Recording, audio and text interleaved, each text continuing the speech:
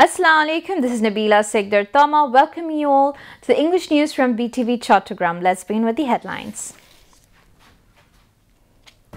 Upcoming national election in February to be foundational one to determine the future of Bangladesh, says Chief Advisor Professor Muhammad Yunus.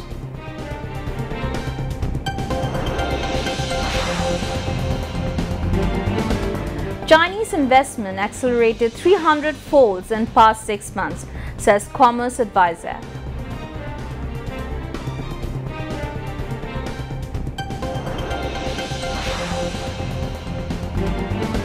Vote counting underway in JU, CSU and Hall Union elections. Brief engulfs entire campus following death of polling agent.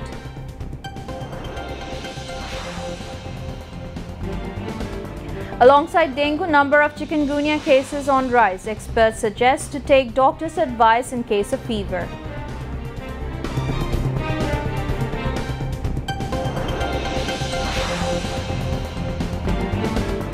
Nepal's army resumes talk with protesters to pick interim leader.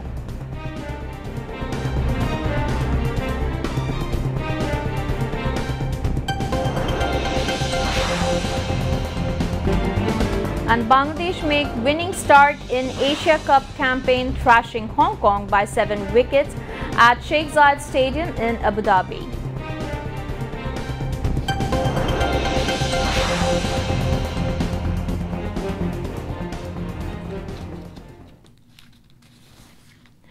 Viewers, those were the headlines. Are moving on to the details.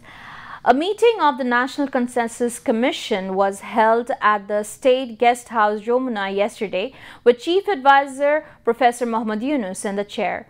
The two-hour meeting focused on discussing the proposal put forward by the Consensus Commission regarding the implementation of the July Charter as well as the proposals from political parties on the matter. Commission members stated that the Commission would soon submit its report to the interim government. The National Consensus Commission will convene again with political parties next Sunday to further discuss the issue in move the process forward.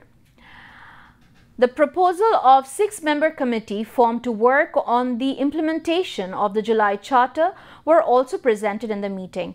Chief Advisor Professor Yunus said that reform is one of the 3 main mandates of the current interim government. He noted the issue of the July Charter must be considered with the same level of importance as election and justice. Professor Yunus also stressed the significance of the upcoming national elections, stating the national election schedule for February is not just a general election. It will be a foundational election that will determine the future path of Bangladesh. He reiterated the importance of finalizing necessary reforms before the election. At the same time, we must keep in mind that we have no alternative to holding elections in the first half of February, he added.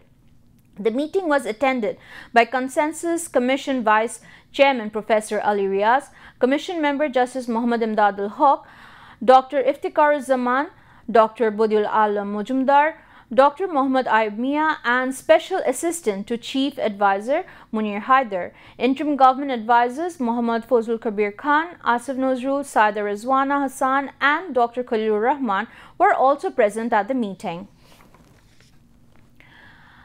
After the formation of the interim government, the pace of Chinese investment has accelerated, said Trade Advisor Sheikh Bashiruddin, adding, over the past 6 months, Chinese investment in Bangladesh has increased 300-fold.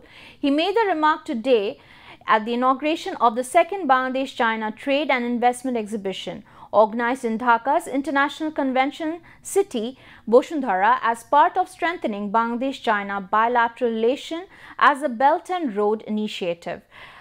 Chinese Ambassador to Bangladesh, Yao Wen, Additional Secretary of Ministry of Power, Energy and Mineral Resources, Mohammad Sabur Hussain, Additional Secretary of Economic Relation Division, Mirana Makrouk and leader of the Bangladesh Chinese Enterprises Association were present at the event.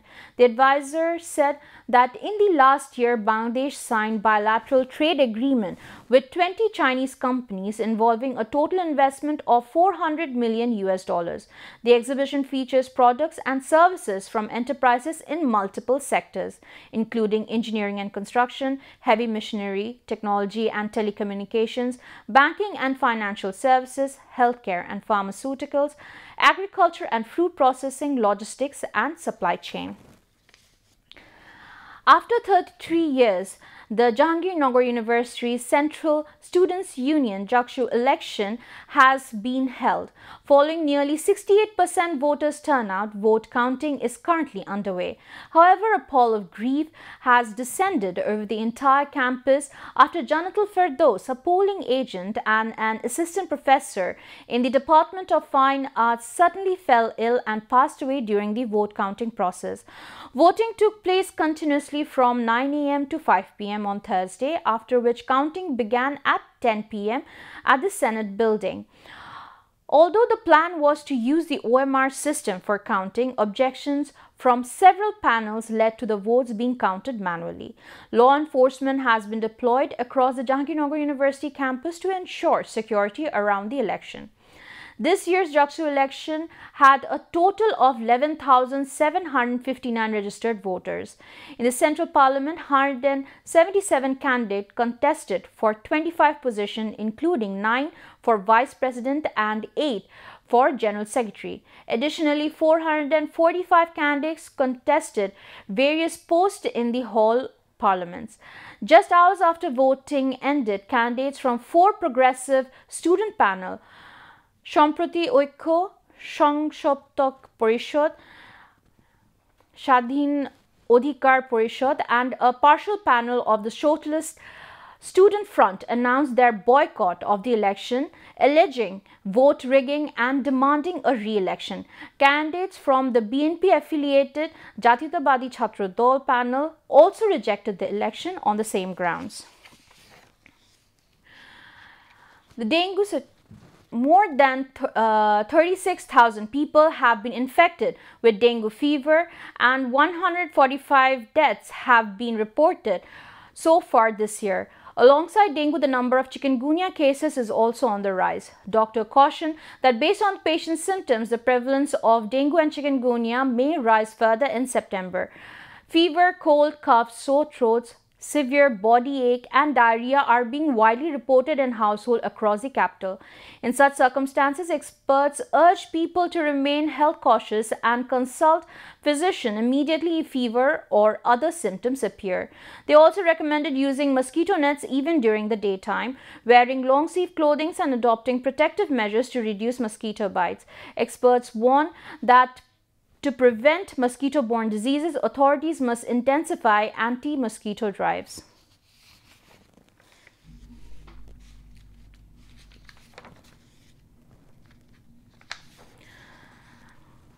Liberation, War and Disaster Management and Relief Advisor Farooq Zaman held a view exchange meeting with the leaders of Chattogram Metropolitan Sports Association at the city's Circuit House this afternoon.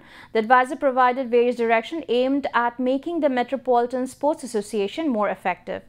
Metropolitan Sports Association Joint Secretary Mohammad Shahabuddin presided over, among others, Executive Member Taibur Rahman, Sports Organizer Niaz Mohammad Khan, Mumtazuddin Rukhu, journalist Osman Goni Mansoor and Debashish Borwa Debu and others concerned persons spoke. BNP Standing Committee member Dr. AZM Jahad Hussain today said division among political parties will pave the way for the return of autocracy. Dr. Jahad made the remark while talking to journalists after laying a wreath with leaders and activists of the Diploma Engineer Association Bangladesh at the grave of Shohid President Ziaur Rahman in Sher-e-Bangla in the capital. Dr. Jahad called for unity, urging those who fought for democracy not to engage in the politics of division. Now, international news.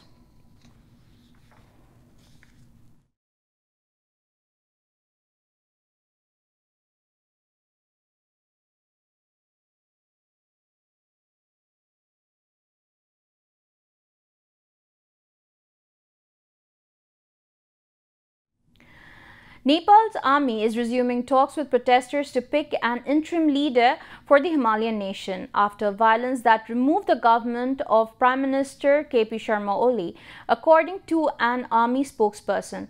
Soldiers were patrolling the quiet city of Kathmandu for a second day on Thursday following the worst protests in decades, triggered by a social media ban that authorities rolled back after deadly protests this week. Nepal's President Ramchandra Podal, meanwhile, said he is seeking to end to the crisis engulfing the country. Podal also urged Nepalis to practice restraint and cooperate to maintain peace and order in the country.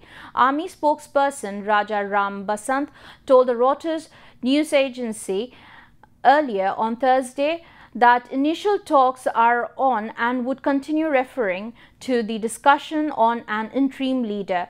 "We are trying to normalize the situation slowly," he said. The United Nations Security Council has condemned Israel's deadly attack on Qatar's capital, Doha, although it did not mention Israel in the statement, which was decided by the 15 members, including the United States. Qatar's Prime Minister addressed the Council saying Israel leader Benjamin Netanyahu must be brought to justice for state terrorism. He also said Qatar would continue engaging in diplomatic efforts to stop the bloodshed in Gaza. Meanwhile, Israeli forces continue to bombard the Gaza Strip, killing dozens of people on Thursday, including several aid seekers, as military intensifies attack amid a plan to displace its 1 million residents and seize the city. At least 53 Palestinians were killed in Thursday's attack. Netanyahu signs an agreement to push ahead with the E1 illegal settlement expansion plan, pledging that there will be no Palestinian state. Israel's aggression in Gaza has killed at least 64,656 people and wounded 1,63,503 people since October 2023. Thousands more are believed to be under the rubble. Back to national news.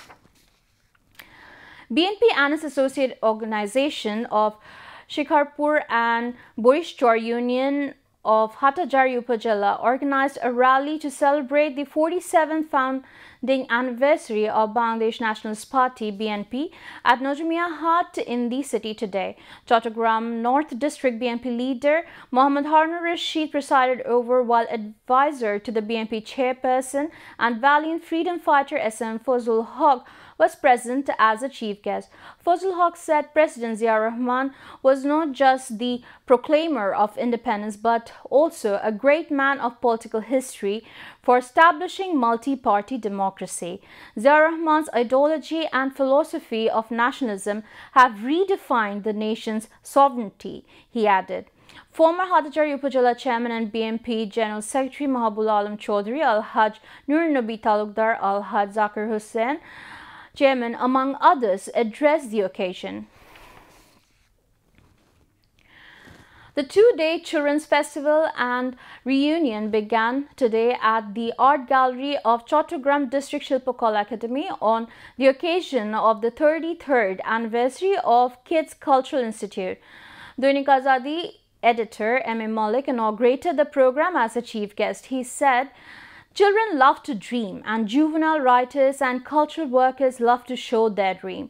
Juvenile writers work tirelessly to create children's literature and involve children in the beautiful world of creativity with a view to eliminate the ugliness of the human mankind."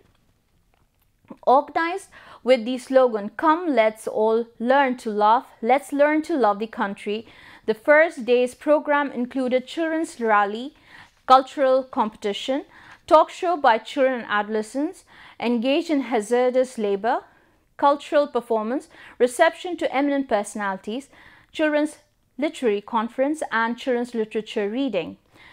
Deputy Director of District Social Services Department, Mohammad Faridul Alam, was present as the chief guest at the program. Saifuddin Ahmad Saki, Joint Convener of Festival Celebration Committee, presided over the discussion session, while Dr. Shorav Shaukat, Convener of the Festival Celebration Committee, delivered welcome address. Now, sports news.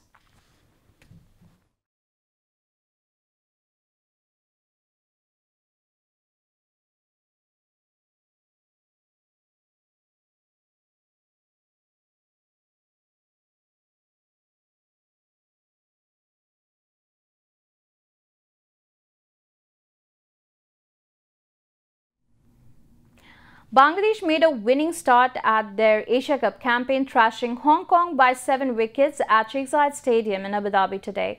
Hong Kong posted a moderate of 143 for 7, a total that Bangladesh overhauled with relative ease, reaching 144, losing 3 wickets in 17.3 overs. Captain Tunda smashed a 39-ball 59 featuring 6 fours and 1 6, electing to bowl first. Liton Das's men dominated from the outset. Taskin dismissed opener Anshuman Raater for 4 and Tanzim bowled Babar Hat shortly after, rattling Hong Kong's top order.